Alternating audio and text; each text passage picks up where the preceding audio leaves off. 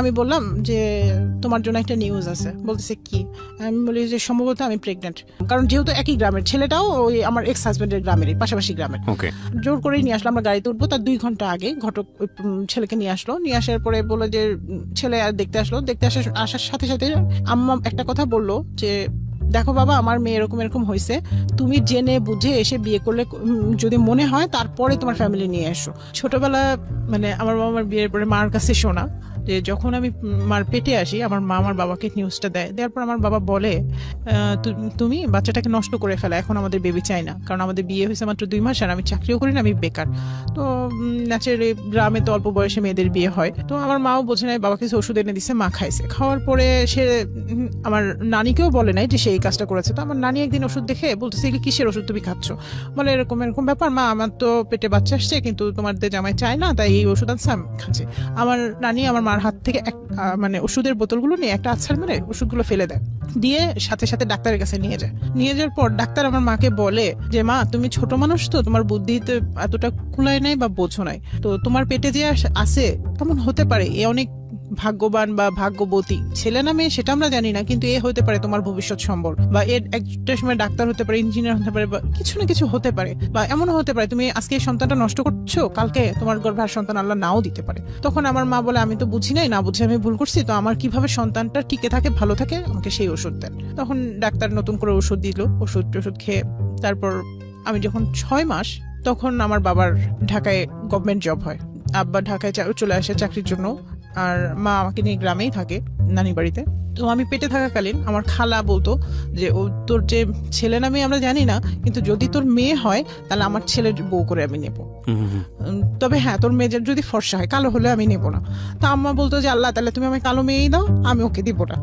মানে বোনদের মধ্যে খুব, আম্মার আবার আমার ওই খালার সাথে খুবই আন্ডারস্ট্যান্ডিং ভালো।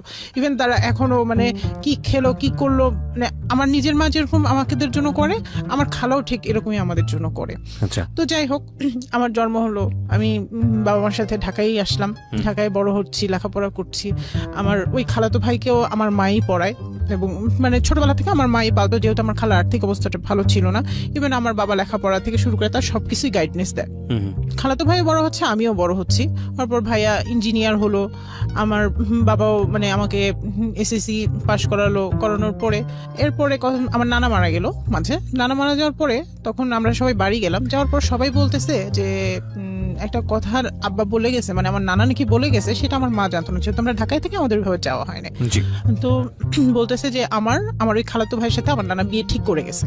তো আব্বার আম্মা হচ্ছে আধুনিক মনা, তারা ওরকম কখনো ইয়া করে নাই। তো আব্বা বলে যে না, আমার মেয়ে অনেক ছোট, আমি এখন বিয়ে দিব না। আর আমার মার কথা, আত্মীয়র মধ্যে আত্মীয়তা করবো না, ও কোথাও বিয়ে করুক, ও সুখী হবে, আমার মেয়েকে আমি কোথাও দেই, আমি একটা আত্মীয় পাবো। জাস্ট মানে তখন মানে আমার ফ্যামিলির কেউ রাজি না, বাট আমার আত্মীয় স্বজন সবাই রাজি, যে হোক, হলে অসুবিধা কি, আর ছেলেও তো ওই তো মানুষ করছে।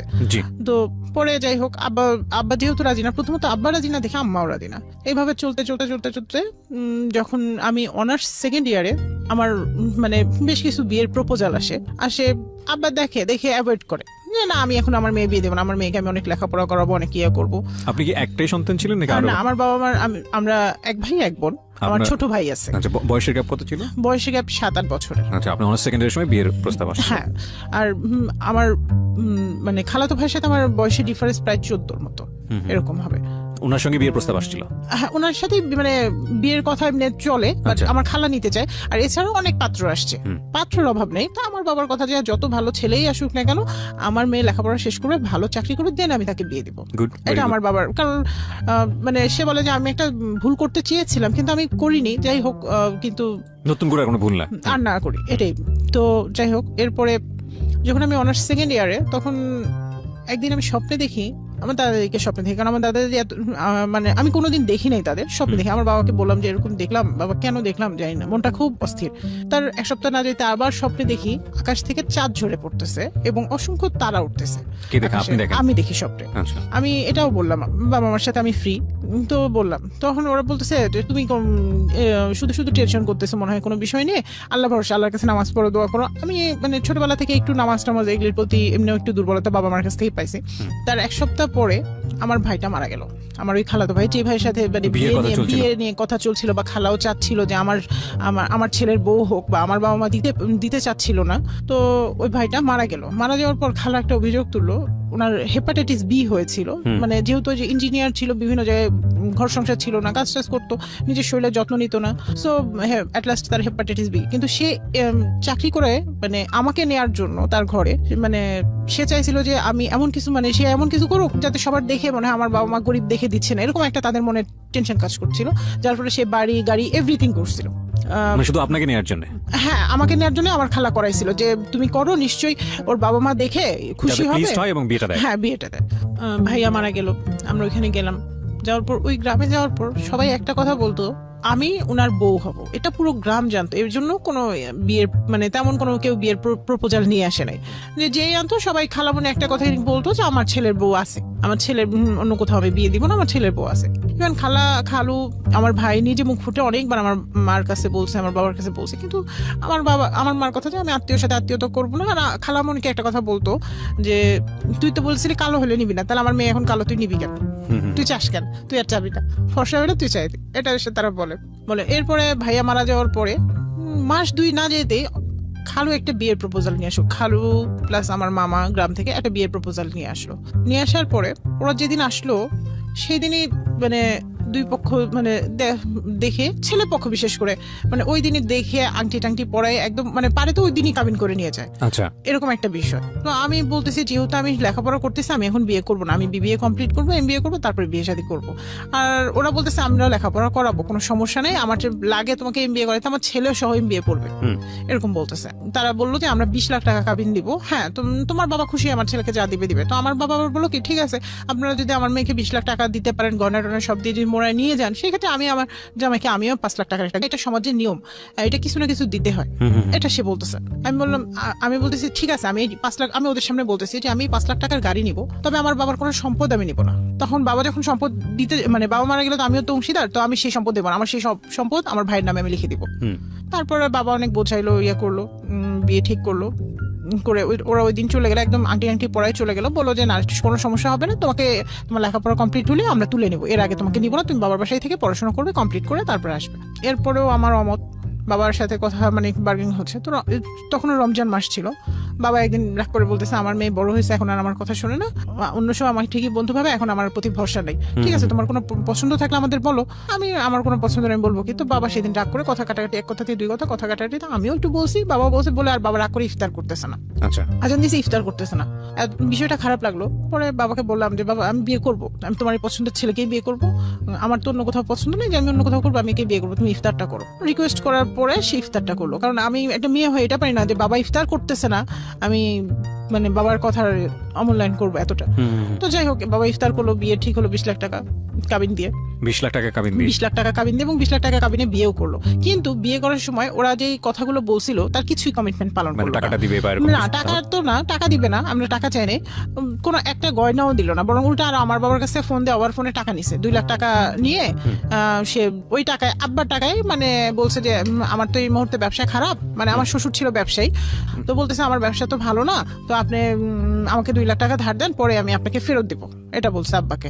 তো আব্বা বলছে যে ঠিক আছে, যেহেতু একটা মান সম্মানেরও ব্যাপার, ঠিক আছে আমি গয়না নেবো না, আপনি বানাইতে চাচ্ছেন এখন, ঠিক আছে আমি টাকা পাঠিয়ে দিচ্ছি। 2 লাখ টাকা পাঠিয়ে দেয়, তারা সামথিং গয়না মানে বিয়ের যা শপিং এটা করে, এবং গয়নাও কেনে। বিয়ে হয় গ্রামে, বিয়ে হয় আমার গ্রামে, মামা বাড়িতে বিয়ে হয়, এবং খুব ধুমধাম করে অনুষ্ঠান করে, মামা বাড়ি নানা বাড়ি সব গ্রাম, দাদা বাড়ি সব গ্রামের মানুষ সেখানে একত্রিত হয়, এত মানে আনন্দ করে, মানে এমন কেউ নেই, ছোট থেকে বড় শুরু করে মানে খুব আনন্দ, নাচ গান, মানে রোজা থেকেও তাদের ক্লান্তি নাই, এত আনন্দ। রাতের বেলায় মানে বিয়ে যে কাবিনটা হলো, এরপর সাথে সাথে আমার শ্বশুর শুরু করছে আমি আমার বউকে নিয়ে যাব, বাসায় নিয়ে যাব। আমার মা বলে, আমার মা এবং বিশেষ করে আমার মাই রিয়েক্টটা করছে যে আমার মেয়ে লেখাপড়া শেষ করলো না, আপনাদের সাথে কথা একরকম, শুরুতেই যদি কথা মানে বিয়ে দিছি মানে তুলে দিতে হবে, শুরুতেই যদি কথা 2 রকম হয় তাহলে কি হবে, তাহলে আমার মেয়ের ফিউচারটা কি হবে। তো বলতেছে যে না, আমরা 2-1 দিন রেখে আমরা আবার ঢাকায় দিয়ে আসবো। তো আমার মা বলে যে না, আমি আসছি মেয়েকে নিয়ে, আমি মেয়েকে নিয়েই যাব, লাগে জামাই যাবে সাথে, আর যদি না যায় ঠিক আছে থাকবে, পরে উনি ও 2-3 দিন পরে ওর কাজটা গুছায় ঢাকায় আসবে, এসে বেড়াবে এবং ঈদ করবে আমাদের সাথে। ওকে। তো যাই হোক এটা নিয়ে খুব বিশাল বড় একটা গ্যাঞ্জাম বিয়ে বাড়িতেই। তো যাই হোক এগুলি সবই গেল, ঈদের মধ্যে ছেলে বাড়ি গেল, কিন্তু সে বললো যে দেখো আমি রাজশাহী বাসা নিব, তুমি ওইখান থেকে পড়াশোনা করবে, এখানে আর ইয়ে করবে না। আমার বাবার বাসায় তো নিচ্ছি না, আমি রাজশাহীতে থাকি, আমি যেহেতু রাজশাহীতে জব করি আমার রাজশাহীতে নেবো। আচ্ছা। তখন আমি বললাম যে ঠিক আছে তুমি যদি চাও তাহলে আমি যাব, কারণ আমার কাছে মনে হয়েছে যে আমার সংসার সুখের জন্য হাজবেন্ডের কথা প্রায়োরিটি দেওয়াটা অনেক বেটার। গেলাম রাজশাহী, ওর সাথে বাসা নিলাম। বাসা নেওয়ার পরে ওরা মানে আমার হাজবেন্ডই দেখলাম যে আমার কাছে ফার্নিচারটা ছিল, বলে তোমার বাবা কিছু দিবে না, ইয়া করবে না। তো আমি বলছি যে আমার মানে বাবা তো প্রথম দিনই এগুলো শুরু হয়ে গেছে? হ্যাঁ প্রথমে 2 দিন পরেই, মানে 2 দিন মানে সে যে বাসা নিয়ে শুরু হয়ে গেছে। তো আমার কাছে বিষয়টা প্রথম অড লাগলো। তো আমি বললাম যে কেন ফার্নিচার দেওয়ার তো কথা ছিল না, ফার্নিচার বা যখন উঠাই দিবে তখন আমার বাবা দিবে, এখন তো উঠাই দিচ্ছে না, তুমি নিজে স্বেচ্ছায় কোথাও বাসা দিচ্ছ, সেখানে আমরা যাচ্ছি থাকছি, সেটা আলাদা বিষয়। তো আব্বাকে বললাম, আব্বা যথারীতি আমার শ্বশুরে ফোন দিলাম, আমার শ্বশুর আবার খুব চালাক মানুষ। তো বললো যে আমার ছেলেকে আমি মানে উনি শিখাই দিয়ে উনি আবার দূরে থাকে, যেটা আমি বলি নাই। তো যাই হোক এইভাবে মনে করেন চলতে থাকলো। বিয়ের পরে প্রায় 1 থেকে 1.5 বছর চলে গেল। এর মাঝে আমি জানতে পারলাম ছেলে ইঞ্জিনিয়ার না, রাজশাহীতে যে বাসা ভাড়া বা সংসার খরচটা চালায় সেটাও সবকিছুই তার মা আর বাবা বেয়ার করে। আচ্ছা। আমার কাছ থেকে সবকিছু গোপন করে, ইভেন আমার যে জামাটা, আমার যে আপনার কাছে গোপন করেছে মানে কি? আপনার বাবা খোঁজ খবর নেয়নি বিয়ের আগে? আমার বাবা ঢাকায় থাকে, খোঁজ খবর বাবার অনেক ইয়া ছিল, গাফিলতি ছিল। আমার চাচা না করেছিল, অনেকেই না করেছিল, কিন্তু আমার বাবাও যে ওদের কথা কিভাবে কি হলো তার মাথার মধ্যে না, ছেলে ভালো, ওভারঅল ভালো, বাবা এস্টাবলিশড, একমাত্রই ছেলে, তার নামে বাড়ি গাড়ি সব আছে, সমস্যা কোথায়, এরকম একটা বিষয় ঢুকে গেছিল যে না সমস্যা নাই, ইঞ্জিনিয়ার যখন লেখাপড়া করছে তখন ওই জায়গায় না করলে আমি আরেক জায়গায় চাকরি দিতে পারবো, এরকম একটা বিষয় ঢুকে গেছিল। তো যাই হোক তার যে সার্টিফিকেট সেটাও ফেক। বুঝতে পারে আমি বললাম যে শোনো সবই তো যা হয়েছে অসুবিধা নেই, তুমি লেখাপড়া শুরু করো, বা লেখাপড়া না করলে পাশাপাশি কিছু করার চেষ্টা করো। আমি লেখাপড়া এমবিএটা ভর্তি হতে চাচ্ছিলাম, আমাকে এমবিএটা এবার ভর্তি করো, কারণ অনেকদিন সময় চলে গেছে, ভর্তি করলাম না তুমি। মানে আমার বাবার আর আমার প্রেশারেই ভর্তি করলো এমবিএ ভর্তি করলো, কিন্তু এর মাঝে তাদের মানে বিভিন্ন সময় বিভিন্ন কিছু চাওয়া, বিশেষ করে ওই যে গাড়ির টাকাটা চাওয়া কিন্তু বন্ধ হয় না। তারা গাড়ি নিবে না, কিন্তু গাড়ির 5 লাখ টাকা নেবে। আমার কাছে জিনিসগুলো খারাপ লাগতো যে আমি তো আছি, আমি তো তাদের সংসার থেকে চলে যাই নাই, যে গাড়ির টাকা তারা কেন এভাবে টাকা বারবার। তো অ্যাট লাস্ট আমার যখন এমবিএ জোর করে ভর্তি করলো, প্রত্যেক সেমিস্টারের ফাইনাল পরীক্ষার আগে খুব গ্যাঞ্জাম করতো, মানে কোনো না কোনো অকারেন্স করতো যাতে আমি পরীক্ষা দিতে না পারি, কিন্তু আমি ওর মধ্যেই পরীক্ষা দিতাম। কখনো বাসায় অনেক মেহমান নিয়ে এসে মনে করেন 3-4 দিন ধরে আত্মীয় স্বজন বোন টোন সব যা আছে নিয়ে এসে রাখতো, আমি ওদের রান্না শেষ করে এরপরেও দেখা গেছে যে আমি নিজের পড়াশোনাটা করেছি, করে পরীক্ষা দিতে চলে গেছি। দেখা গেছে ওদের টেবিলে খাবার দিছি, দিয়ে আমি চলে গেছি, পরীক্ষা দিয়ে এসে আবার রান্না করে আবার দুপুরে খাবার রেডি করে ওদের খাওয়াইছি। নইলে তো জামাই মানুষ কথা হবে, আসছি মানে ভাইয়ের বাড়ি আসছি, ভাই আমাদের ভাবি এরকম করছে। যে মানুষ আমি মার বাড়িতে মানে কোনোদিন ভাতও রান্না করি নাই এক হাঁড়ি, তো শ্বশুর বাড়িতে যে সব শিখে গেছি পরিস্থিতির উপরে, রান্না থেকে শুরু করে সব শিখে গেছে, মেনটেন করা কিভাবে কি করতে হয় সব শিখে গেছে। এরপর আমার এমবিএ সেকেন্ড সেমিস্টার ফাইনাল আসলো, তখন তারা মানে যখন দেখলো যে আমরা কোনো কিছু দিয়ে ওকে আটকাতে পারি না, ও পরীক্ষা দেয় এবং ভালো রেজাল্ট করে, তখন কি করলো, পরীক্ষা চলতেছে, 2টা পরীক্ষা আমি দিয়েছি, আর 2টা পরীক্ষা দেওয়ার আগে সে বললো যে গ্রাম থেকে ফোন আসলো, আমার শ্বশুর খুব মরমর অবস্থা, মানে খুবই অসুস্থ, যে মৃত্যুর সাথে পাঞ্জা লড়তেছে, এরকম শুনে সবাই চলে যায়। আমি হচ্ছে আমার হাজবেন্ডের সাথে গেলাম, যাওয়ার সময় আমাকে বলতেছে গয়নাগুলো নিয়ে নিবে, তোমার যে গয়না আছে এখানে সেগুলো নিবে, আর অন্য কিছু নেওয়ার দরকার নেই, আর 2টা জামা কাপড় যা লাগে টুকটাক নিয়ে, কারণ এটা ওদের প্ল্যান ছিল, আমি জানতাম না। তো যাওয়ার পরে আমি দেখি আমার শ্বশুর অতটা অসুস্থ না, তো আমি বললাম যে দেখো আমার তো পরীক্ষা, তো আমি পরীক্ষাটা দেই। ও হ্যাঁ, ও আবার আমার সাথে এমবিএ ভর্তি হয়েছে, কিন্তু পড়াশোনা ফেক সার্টিফিকেট, ওরা আবার সার্টিফিকেট দিতে বলছিল, ও দিতে পারে নাই, ও তখন ওইখানে বলছিল যে আমি সার্টিফিকেট আমি পরে দিব, আমি পরে দিয়ে দিব, সমস্যা নেই। তো ওরা মনে করছে যেহেতু 2 বছর ওর লাগবে, এর মাঝে দিয়ে দিবে হয়তোবা। তো যাই হোক পরে আমি পরীক্ষা, ও তো 1 সেমিস্টার দিচ্ছে, আরেক সেমিস্টার পরীক্ষা দিবে না, বলতেছে আমি এই সেমিস্টারে টাকা ফিও জমা দেবে, পরীক্ষাও দেবে না। আমার কথা হলো ওইটা ওর পার্সোনাল ব্যাপার, আমি ওকে তো জোর করে ফোর্স করে কিছু করাতে পারবো না, ঠিক আছে। পরে আমি বাসায় আমার শ্বশুর বাড়িতে আসলাম, আম্মা কেন জানি আমাকে ফোনে বলতেছিল, আমি যখন বলতেছিলাম আম্মা বলতেছিল মা খুব তুমি সাবধান, নইলে তুমি করো, তুমি তোমার চাচার বাসায় থেকে যাও, তুমি যদি ওখানে যেতে না চাও। আমি বলে যে আমার শ্বশুর বাড়ি, শ্বশুর অসুস্থ না গেলে মানুষ কি বলবে, খারাপ বলবে, মানে মনে হয় যে মার মনে, মা বাবার মনে সবকিছু আগেই বলে দেয়, বিশেষ করে মার মনটা। তো যাই হোক আমি ওখানে যাওয়ার পরে আমি ওদের বলতেছি যে দেখো আমি পরীক্ষা দিতে যাবো, আমি অসুস্থ, আমি শরীর ভালো না, কিন্তু আমি তবুও আমি পরীক্ষা দিতে যাবো, আমাকে রাজশাহী যেতে দাও, আমি বাসায় থাকবো, প্রয়োজন তুমি থাকো, তোমার বাবা অসুস্থ তুমি থাকো, ডাক্তার দেখাও, আমার তো দরকার নাই। না, ওরা আমাকে পরীক্ষা দিতে, তো বললো যে আব্বাকে হসপিটালে ভর্তি দেবে, অ্যাজমা রুগী যেহেতু যে শ্বাসকষ্টটা প্রবলেম হয়, অনেক সময় নেবুলাইজার লাগে, তো ওটা ওষুধটা ওনার কাছে ছিল না, তো হসপিটালে নিয়ে গেল। তো আমাকে বললো চলো তুমিও চলো, তুমি না গেলে কি এ বলে ভাই আমার ব্যাগটা কিচ্ছু নিতে দেয় না, ইভেন আমার হাতের যে ব্যাগের মধ্যে আমার অর্নামেন্টস ছিল, পরে আমি মানে ওর সাথে চলে যাই, ওগুলি কিছুই কিন্তু আমার সাথে নাই, এরপর কি করলো, ওর বড় বোন এসে আমার মোবাইলটা দিল, আমার মামা আসছে আবার দেখতে, ফোন করছি আমি মামারে যে মামা এরকম আমার শ্বশুরের নিয়ে হসপিটাল আসছে, আপনি আসে দেখে যান। তারপর আমার মামা যেহেতু আসছে, ওর বললো কি তোমার ওর মোবাইল নিয়ে আসছি, তো মোবাইলটা দিয়ে ওর মামার সাথে যাক, ও তো অসুস্থ, ও মামার সাথে যাক। আমি বলি আমার তো কালকে পরীক্ষা, আমি মামার সাথে যাবো কেন? আপনারা ঠিক আছে গেলে, আমার অ্যাডমিট কার্ডটা তো সব বাসায়, আমার বাসায় চাবি টাবি এগুলো দেন, ব্যাগটা দেন, আমি বাসা থেকে রেডি হয়ে তারপরে যাবো। তো বলতেছে না, পরীক্ষা দেওয়া লাগবে না, তোমার এবছর পরীক্ষা দেওয়া লাগবে না, তুমি পরে পরীক্ষা দিবা। আমি কি পরে পরীক্ষা দিতে পারবো না? ছেলের হচ্ছে আমি পরে পরীক্ষা দিতে পারবো না, এ বলে মামার সাথে এক কাপড়ে পাঠাই দিল।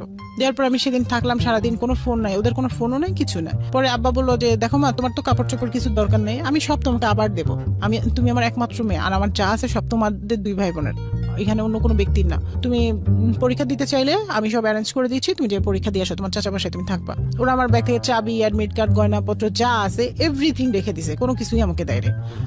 হাত ব্যাগটা শুধু ওই যে মোবাইল সহ হাত ব্যাগটা দিয়েছে, তাও ওটা হাত ব্যাগটা দিয়েছে পরের দিন সকালে ওর এক দুলাভাই যে দিয়ে আসছে যে বউয়ের এখানে ওষুধপত্র আছে, লাগবে নাকি, এটা দিয়ে আসছে। যাই হোক, তো আমার পরীক্ষা, আমি বলতেছি তাহলে আর আমার এখানে বুঝছি ওরা আর কেউ আমার সাথে যোগাযোগ করবে না, আমি ওদের আর কোনো পারমিশনের অপেক্ষা না করে আমি ভোর সিংড়া থেকে ভোর 5টার সময় উঠছি, উঠে আমার এক মামাকে সাথে করে নিয়ে আমি চলে গেছি রাজশাহীতে যেয়ে প্রথমে আমার চাচা বাসায় উঠছি। ওঠার পর চাচা পরে সাথে আরেকজন লোক দিয়ে পরীক্ষার হলে পাঠিয়ে দিচ্ছে, যে বলা যায় না ওরা কোনো ক্রাইম করে বসে কিনা। পরীক্ষা দিলাম, পরীক্ষা নিজের মতো দিয়ে পরে আব্বা আবার টিকিট কেটে দিল, আমি ঢাকায় ব্যাক করলাম। আব্বা বলে যে ওখানে ফিরে যাওয়ার দরকার নেই, তুমি এভাবে পরীক্ষা দিচ্ছ, এর ফল ভালো হবে না, তো তুমি ঢাকায় ব্যাক করো। তো আমি ঢাকায় চলে আসলাম, এক কাপড়েই ঢাকায়, শীতের সময় ছিল, কাপড়ে তেমন কিছু ছিল না, ট্রেনে করে আমি ঢাকায় চলে আসলাম। আসার পরে বাবা বললো যে দেখো, তুমি যদি এত কিছুর পরেও যদি তুমি ওই সংসারে ফিরে যাও, তাহলে আমি যখন মারা যাবো তখন তুমি আসবে, তার আগে আসবে না। আমি ঠিক বুঝলাম না আপনার কথা, বাবা এই কথাটা কেন বলছে? মানে বাবা দেখতেছে আমার মেয়ের অনেক কষ্ট হচ্ছে, ইভেন তারা লেখাপড়া করতে দিচ্ছে না, আমার একটা ভুল হয়ে গেছে। বাবা বলতেছে কাবিনটা তো আসলে বিষয় না, যেহেতু সে বারবার তারা টাকা চাচ্ছে, তারা তোমার কোনো করতেছে না, কেয়ার করতেছে না। এবং আমি নিজেও বলতেছি যে বাবা আমাকে পড়াশোনা করতে দিচ্ছে না, আমি নিজেও বলতেছি যে আমি ওর সাথে থাকবো বা সংসারটা করবো। মানে আপনি আপনার বিভিন্ন কমপ্লেইন গুলো বাবাকে বলছেন সবসময়, মানে বাবা মার সাথে তো হ্যাঁ আপ টু ডেট, আর তারা তো জানে। তো আমার কিন্তু অন্য বিষয়ে কমপ্লেন ছিল না, আমার বিষয়টা ছিল যে আমাকে পড়ালেখাটা করতে দেওয়া হোক।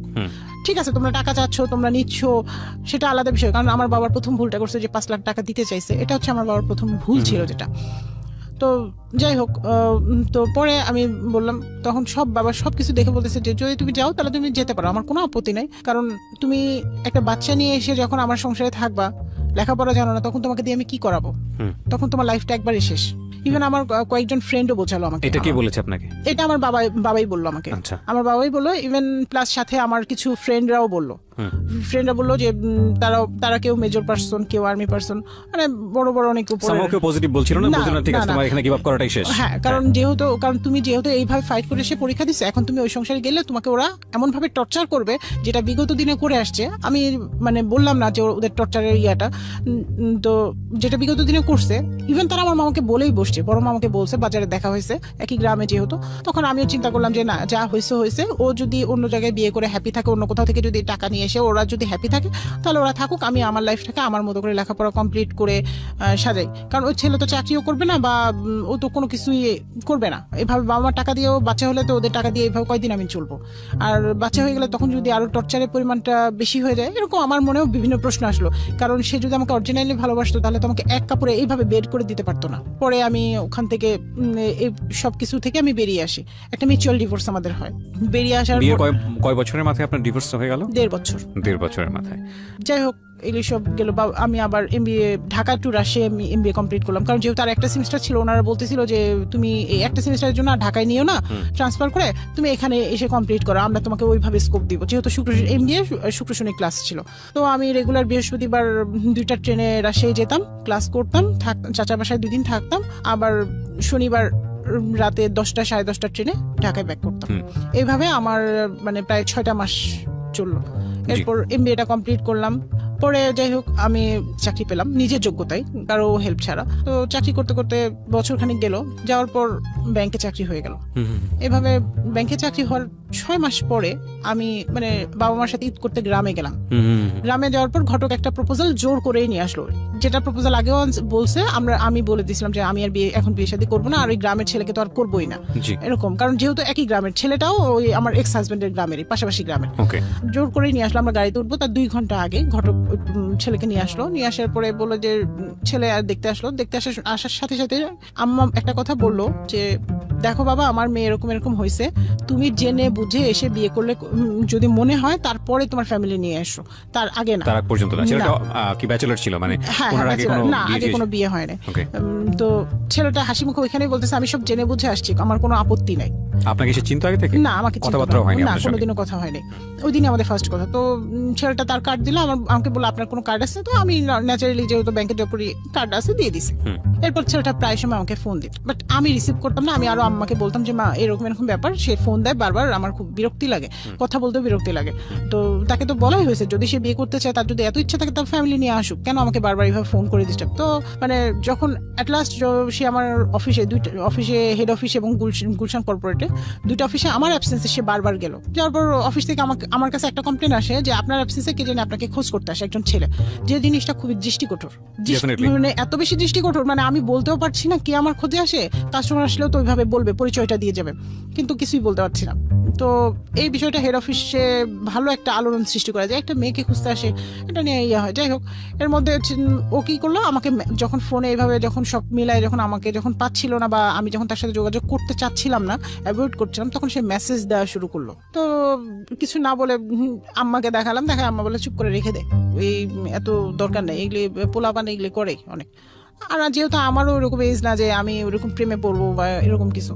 পরে আস্তে আস্তে মেসেজ দেওয়া তার বাড়তে থাকলো, কন্টিনিউয়াস মেসেজ দিতে থাকে, এবং মেসেজের অ্যান্সার না দিলে মানুষ কত বিজি, একটা অ্যান্সারও দেয় না, একটা ফোনও দেয় না, মানে জাস্ট যেভাবে আমাকে পটানো যায়।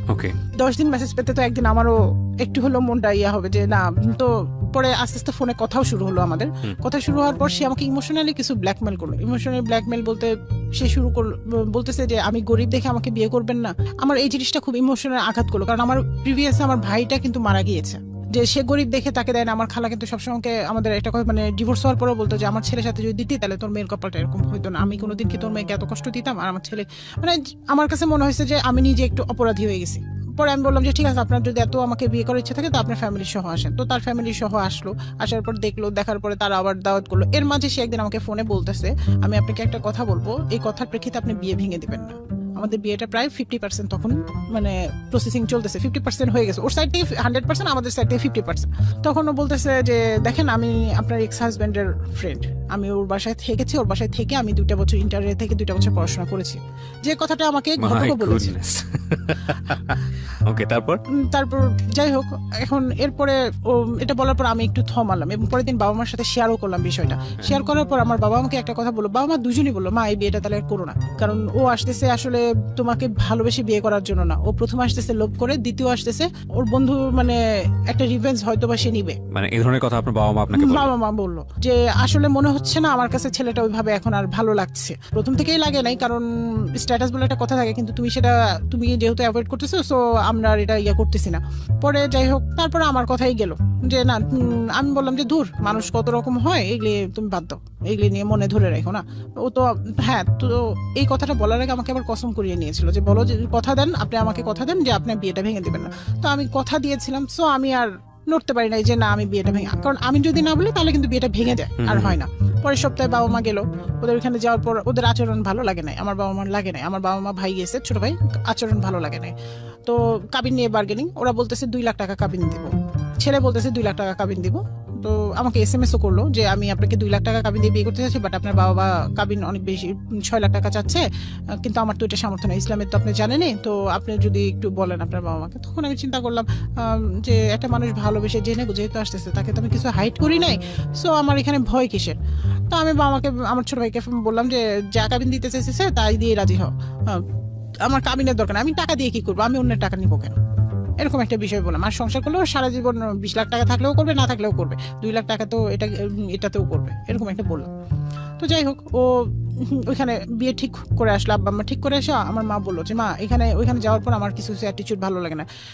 বিয়ে হয় নাই তোমার, তার আগেই তোমার হাজব্যান্ড তার ভাবির বদনাম গায়, তোমার শাশুড়ি তার বড় ছেলে বউয়ের বদনাম গায়, তাহলে এরা যে তোমার বদনাম গাবে না 2 দিন পরে, তার কি গ্যারান্টি তুমি দিতে পারো? ওকে, সামহাও ওনাদের কালচারটা আপনাদের সঙ্গে ম্যাচ করছিল না, কোনোভাবেই কোনো ইয়াতেই আসে না। তারপরে আমি বললাম মা অসুবিধা না, তো আমি যেহেতু ইনকাম করি আর 2জন মিলে ইনকাম করলে মোটামুটি কোনো না কোনো ভাবে চলে যাবে, আল্লাহ ভরসা। মানুষ তো ও তো নিজে থেকে আসতেছে। আর এই বিষয়গুলো সে আমাকে আগে থেকেই সাবধান করতেছিল, আমাকে বলতেছিল যে দেখেন এই বিষয়গুলো নিয়ে কথা উঠবে, ইয়া করবে, আপনি এগুলো বিষয় ধরেন না এবং কারো কথায় কান দিয়েন না। তো যাই হোক, তো বিয়ে পড়ানোর ঠিক কয়েকদিন আগে আমরা নিজেরাই সবাই শপিং করছি, এটা ঠিক যে আমার বাবা মা শপিং করছে এবং ও টাকা পয়সা মানে নিয়ে আমাদের বাসায় আসছে, আমাকে বলছে যে 30,000 টাকার মধ্যে শপিং শেষ করতে হবে। এর মানে আমার অত বেশি অ্যাবিলিটি নাই, আর যদি বলেন তাহলে আমাকে লোন করতে হবে। অলরেডি সে 40,000 টাকা লোন করছে অফিস থেকে বিয়ের জন্য। তো আমি চিন্তা করছি সংসার যেহেতু 2জনার, সো এত লোন করে নিজেদের কাঁধে বোঝা বাড়ায় লাভ নাই। কারণ পরে আমি বলছি যে না, আপনি অল্প টাকা লোন করেন, যে আমি অল্প টাকাই শপিং করবো, আমি 30,000 টাকা আমার ওভারঅল সব শপিং শেষ করি বিয়ের। আর আমার বাবা থেকে বিয়ের অনুষ্ঠান থেকে শুরু করে সব টোটালি নিজেই করতেছে। সো মানে আমি বলতেছি আপনাদের তাহলে ওইভাবে খরচ করার দরকার নেই, কারণ আমার সংসারে যদি লোডটা বাড়ে তাহলে তো বোঝাটা চিন্তাটা তো আমারই হবে। এই চিন্তাটা আমি করছি। ও আবার আরেকটা কথা বলে যে দেখেন বিয়ের দিন অনেক আত্মীয় স্বজন থাকবে, থাকবে, আমি চাই না আপনাকে ওইভাবে প্রেজেন্ট করতে সবার সামনে। তো আমরা তো জানি যে আপনার এটা সেকেন্ড ম্যারেজ, তো আপনার কাজীকে সেকেন্ড ম্যারেজের কথা না বলে আপনি ওখানে বলেন যে সেকেন্ড ম্যারেজ কিন্তু কুমারী লেখেন, ওইখানে ডিভোর্সিটা লিখতে দিন না। এটা আপনি বললেন? আমি না, ছেলে বললো, ছেলে আমাকে বললো। তো আমি এটা বাবাকে সকালে বললাম, বলার পর বাবা বললো যে মানে একটু বাঁকা ভাবেই নিল। তো বললো যে আচ্ছা ঠিক আছে, ওটা যদি ওরা যদি কাজীকে বলতে পারে, ম্যানেজ করতে পারে, আমার এটা নিয়ে কোনো ইয়া নেই, সে নেই। কাজী আসলো, কাজী আসার পর বললো, আব্বা বলে কি যে দেখেন বিয়েটা হচ্ছে শরীয়ত সম্মত হইলো কিনা আপনি সেইটা বিষয়, কুমারী না ডিভোর্স এটা তো বিষয় না, আপনি তো এটা তারা জেনে বুঝে করতেছে, এটা তো ফ্যামিলিগত ভাবে বিয়ে। আর এটাতে এমন না যে 20-50 লাখ টাকা কাবিন, যেখানে আমার এইটা লিখতেই হবে, কেন মাত্র 2 লাখ টাকা কাবিন, এটা তো কাবিনের মধ্যেও পড়ে না, কারণ এটা হচ্ছে 2014 সালে পরে কাজী লিখছে, লিখার পরে 2 লাখ টাকা কাবিনে আমাদের বিয়ে হইলো। বিয়ের পর থেকে শুরু, বিয়ের যেদিন হইলো পরের দিন থেকে মানে একদিন পরে সে আমাকে তার বাবার বাসায় নিয়ে যায় নাই, তার ভাইয়ের বাসায় নিয়ে যায় নাই, কোথাও নিয়ে যায় না, আমার বাবার বাসায় রাখছে, মানে ঘর জামাই যেটা বলে। আমাকে বলতেছে যে বাসা নিতে গেলে তো সময় লাগবে, তো আমরা কয়েকদিন এখানেই থাকি। ঠিক আছে থাকি, সমস্যা কি। তো এরপরে আব্বা দিল ফার্নিচার কেনার জন্য কিছু টাকা, যে ঠিক আছে যেহেতু তোমরা আমাদের সাথে আসো, আপাতত কিছু ফার্নিচার নিয়ে আসো, যেটা দিয়ে অন্তত চলো, এরপরে তো আমি তো ফার্নিচার পরে দিব। সেটা ওদের সামনে আর বলে নাই, আব্বা বললো, আমাকে বললো। তো 50,000 টাকার মতো দিল, এটা দিয়ে আমরা খাট ছিল, স্টিলের শোকেস, একটা আলমিরা, এগুলি মানে টুকটাক আর কি, যেটা কাপড় চোপড় রাখার জন্য একান্তই দরকার। আমি বললাম যে তোমার মা অসুস্থ, তুমি এখানে আসো, ঠিক আছে তুমি যাচ্ছ, তাহলে আমিও তোমার সাথে তোমার ভাইয়ের বাসায়। বলে ভাইয়ের বাসায় পরিবেশ ভালো না, তুমি যে থাকতে পারবা? আমি বলি হ্যাঁ পারবো না কেন, বিয়ে যখন করছি তখন তো থাকতে হবে, সব জায়গায় মানিতে হবে। গেলাম ভাইয়ের বাসায়, যেয়ে দেখলাম এক রুম, ওইরকম ভাবে মানে না, মানে বস্তিতে এক রুম নিয়ে মানে তাকে থাকতে দিছে। যাই হোক, সেটা যার পার্সোনাল ব্যাপারে, এখানে আমার বলার কিছু নাই। আমি জোর করেই থাকলাম, বলতে গেলে ওর সাথে জোর করে গেলাম এবং জোর করে থাকলাম। ওখান থেকে আসার পরে আমাকে বলতেছে যে এরকম দেখো ভাবি না একটা জিনিস বাঁকা চোখে নিছে। কি বাঁকা চোখে নিছে? মাত্র 50,000 টাকা দিছে আব্বাকে না কাটার জন্য, এই জিনিসটা ভাবি খুব বাঁকা ভাবে নিছে, ভাবি আমাকে ভাইয়ের সামনে কেমন ইনসাল্ট করছে, এরকম বলতেছে। তো আমি বলতেছি যে দেখো এইটা নিয়ে তো এত বেশি ম্যাটার হওয়ার বিষয় না। আর ভাবি যে ভাবির এত বদনাম গেছে, সেই ভাবি নিয়ে এখন এত মাথা ব্যথা কেন? ভাবি তো খারাপ, তুমি বলে হ্যাঁ আসলে ভাবি খারাপ, তখন গেল অ্যাভয়েড করলো, মানে আমাকে শোনায় নিল, আগে শোনায় নিয়ে পরে হ্যাঁ, তারপরে গেল। এটা যাওয়ার পর একদিন পরে এসে বলতেছে আমার অফিসে ভালো বিহেভ করতেছে না বসেরা, লোনটা শোধ করে দিতে হবে, লোনটা শোধ না করলে বসেরা ভালো বিহেভ করতেছে না। 40,000 টাকা তার যেটা লোন আছে। তো ভাইয়া এটা জানছে, যাই না ভাবি বলছে ভাবির বাপের বাড়ি থেকে 30,000 টাকা নিয়ে এসে সেটা নিয়ে এসে সেটা দিয়ে অন্তত লোনটা ক্লোজ করতে। আমার কাছে খুব আশ্চর্য লাগলো, যেই ভাবি এত খারাপ ছিল সেই ভাবির বাপের বাড়ি থেকে 30,000 টাকা, যে ভাই এত টাকা থাকা সত্ত্বেও বিয়ে করার মানে বিয়ের সময় 1 পয়সাও দিল না, ইভেন বউকে যে নতুন বউকে একটা গিফট দিতে হয় সেটাও দিল না। মানে কি বলবো, বলার এখানে আসলে নিজের কাছে খুব আশ্চর্য লাগছে জীবনের। তো আমি বললাম যে এটা তো আমার দৃষ্টিতে ভালো না, যে ভাবি কেন দিবে, ভাইয়ের থাকলে ভাই যদি দেয় সেটা আলাদা বিষয়, ভাই দিবে না, ভাবি কেন বাপের বাড়ির টাকা এনে দিবে? তো পরে আমি বললাম যে যেহেতু যে বিয়ের গিফট থেকে টাকা উঠছিল, আমার কাছে প্রায় 10-15,000 টাকা ছিল, সব মিলে ওর হাতে 20,000 টাকা তুলে দিলাম, দিয়ে বললাম যে এটা তুমি দিয়ে দাও, দিয়ে আর বাকি 20,000 টাকা আস্তে আস্তে প্রত্যেক মাসের স্যালারি থেকে দিব, এটা বললাম। আমরা কোথাও ঘুরতেও গেলাম না, কোথাও না, আমার বাবার বাড়িতেই থাকা। এর মধ্যে এখন আমি বলবো ওকে যে প্রেশার ক্রিয়েট করবো বাসা নাও, তো টাকা কই? বাসা ভাড়া নিতে গেলেও তো টাকা লাগবে, অ্যাডভান্স দিতে হবে, ইয়ে করতে হবে, টাকা না থাকলে কেউ তার বাসায় ইয়ে দিবে না। তখন আম্মা বিষয়টা বুঝলো, তখন ও বলতেছে যে, ও আমাকে বলতেছিল যে আমি বাইরে থাকি, তুমি এখানে থাকো। আমার কাছে বিষয়টা এরকম যে বিয়ে হয়েছে, ও এক জায়গায় থাকবে আমি এক জায়গায় থাকবে, এটা কেন? তখন আম্মা বললো ঠিক আছে, তোমরা যতদিন তোমাদের সমস্যা সলভ না হয় তোমরা এখানেই থাকো, যদি পারো কিছু কন্ট্রিবিউট করো তোমার শ্বশুরের সাথে, না পারলে না করো। প্রথম ওই যে লোনটা, যেহেতু লোনের টাকাটা মনে করেন আমি দিচ্ছিলাম না, এখানে আমার যেটা জানার, লোনটা আপনি শোধ করছেন কেন? কারণ তার স্যালারি হচ্ছে অনলি ফর 18,000 টাকা। হ্যাঁ, এখন ওটা দিয়ে তো কি ও বাবা মাকে দিবে না নিজের যাওয়া আসার খরচ তখন আপনি চালাবে? থাকতেন কই? তখনও থাকতাম বাবার বাসায়। বাবার বাসায় থাকতেন, বাবার বাসায় থেকে হাজবেন্ডের লোন পরিশোধ করতেছেন। আর তারপরে আমি চিন্তা করতাম তো সংসার তো দুজনারই, ও একটা মানসিক টেনশনে থাকবে, তার চেয়ে ভালো দুজনে একটু লাইফটা আনন্দে কাটাই না। টাকা পয়সা তো দিলাম না হয়। কত টাকা দিতেন প্রতি মাসে? প্রথমে দিলাম হচ্ছে 20,000 টাকা। আচ্ছা, এরপরে মানে ওর স্যালারিটার থেকে 50% এর মতো, 50% কখনো 50% কখনো তার চেয়ে বেশি এরকম দিয়ে চলে আসে। আচ্ছা। মানে পুরোটাই বলতে গেলে একরকম অনেকটা মানে দিয়ে চলে আসে। আমি বলছি যে তোমার স্যালারি উঠায় না দরকার না, ওটা দিয়ে লোনটা ইয়া হোক, অ্যাডজাস্ট। আর আমি চালাচ্ছি। আমি এদিকে ম্যাচিউর। সো ফার্স্ট নাইট তো তাকে রাত 2টার সময় 2টা 2:30 দিকে ফোন দেওয়ার কোনো দরকার হয় না। একটা ম্যাচিউর যেহেতু আমরা, ভাবির সাথে রিলেশনও তো তার ভালো না, সেই ফোনটা নিল, সে আমাকে বোঝালো যে দেখো ভাবি তো এরকমই, ভাবি ওই যে মানুষের কিভাবে দ্বন্দ্ব লাগবে সেই বিষয়টাই কাজ করে, এরকম বললো, একটু বাঁকা করেই বললাম। তখন আমি ন্যাচারালি ওটা ভুলে গেলাম, অ্যাভয়েড করে গেলাম। যেদিন আমরা মানে যাব ওদের বাসায়, ওর ভাইয়ের বাসায় যে দাওয়াত দিতে, আমার বাবা, আমার ছোট ভাই, আমি, আমার হাজবেন্ড, মানে আমরা সবাই মিলেই যাবো, একসাথেই যাব। তো সেদিন তার মোবাইলে আমি, ও দুজনে বিছানা শুয়ে থেকে মোবাইলটা ইয়ে করতে করতে একটা রেকর্ডিং বের হয়ে যায়। রেকর্ডিংটা ছিল দেবর ভাবির কথা। এটা রেকর্ডিং করছে তাদের মেয়ে, ছোট্ট মেয়ে, আমার মানে আমাকে না জানিয়ে আমার অ্যাবসেন্সে মানে তাদের বাসায় যেত। তার ভাইও থাকতো না, তার দেবর ভাবি দুজন থাকতো, এবং দেবর ভাবির কিছু কথা মানে যেটা আমার কাছে এত খারাপ লাগে, এবং অ্যাট লাস্ট ওই কথার মধ্যে থাকে, ভাবি আপনি চিন্তা করেন না, আপনি তো আসেন সবসময় থাকবেনই, আমি তো এটারে বিয়ে করছি, এটা যদি আমার কথা না শুনে টাকা পয়সা না দেয় তাহলে কিলায় দাঁত ভাঙিয়ে দিব আর ছেড়ে দিয়ে চলে আসবো, এরকম কথা ছিল। এই ফোন রেকর্ডটা আপনি কিভাবে শুনলেন? এই ফোন রেকর্ডটা ওই যে ওর সামনে মোবাইল টিপতে টিপতে হঠাৎ গড গিফটেড বের হয়ে গেছে। ওর সামনে এটা ওর সামনে এটা বেজে উঠছে, এবং ওর সামনে ও তখন মোবাইলটা, এটা যখন দাঁত ভেঙে দিব, দাঁত ভাঙা জবাব দিব, ছেড়ে দিব, এই কথাগুলো আসছিল, তখন ও মোবাইলটা আমার কাছে কেড়ে নিয়ে যায়, কেড়ে নিয়ে সাথে সাথে ডিলিট করে ফেলে। ডিলিট করে আমাকে বলে যে সরি, আসলে যারা ভালো হয় তাদের মনে হয় সামনে আল্লাহ ভাবে বের হয়ে যায়, এটা তো আমি আসলে জানি না, আমি ভাবিকে